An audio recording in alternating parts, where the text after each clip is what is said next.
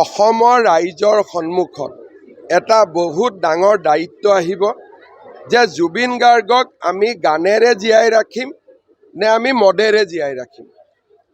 এছাম উদণ্ড লৰাই বা এছাম উদণ্ড ব্যক্তিয়ে জুবিন গাৰ্গক মদেদি জীয়াই ৰাখিব বিচাৰে, কিন্তু অসমৰ 3,50,00,000 মানুহে জুবিন গাৰ্গক সৃষ্টি গান আৰু তেওঁৰ প্ৰতিভাৰ জৰিয়তে জীয়াই ৰাখিব খোজে।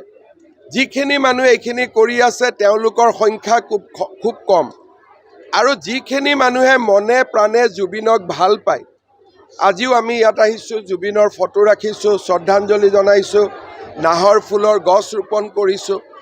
অসমৰ মানুহে জুবিনক গানৰ মাজেৰে, নাহৰ ফুলৰ মাজেৰে, সৃষ্টিৰ মাজেৰে জীয়াই ৰাখিব খোজে।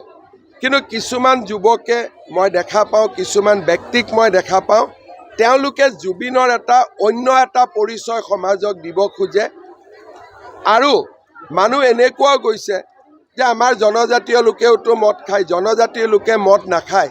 জনজাতি লোকে পৰম্পৰাগত পানীয় খায়, তাক মদ নুবুজায়, সাজক মদ নুবুজায়, ৰহিক মদ নুবুজায়।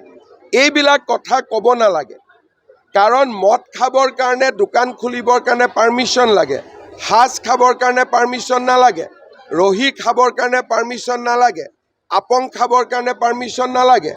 আজি জনজাতীয় যিখিনি আমাৰ থলুৱা পনীয় আছে, যাক আমি হেৰিটেজ ড্ৰিংক বুলি কওঁ, তাকো মদ বনাই দিছে। সেইটোতো মদ নহয়।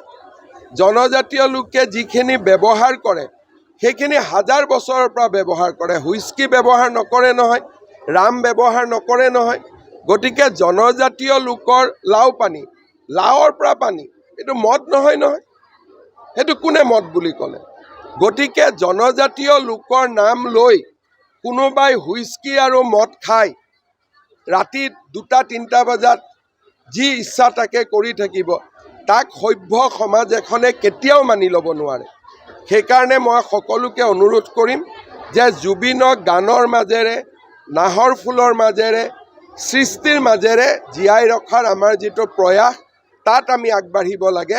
আৰু যি এটা উদ্ভণ্ডালি যিটো চলাব খোজে এছামে জুবিনৰ সমাধি ক্ষেত্ৰখনক লৈ, সি কেতিয়াও মানি ল'ব পৰা নাযায়। আমি বিচাৰোঁ যে জুবিনক ভাল পোৱা মানুহখিনিয়ে চৰকাৰক সহযোগিতা কৰক।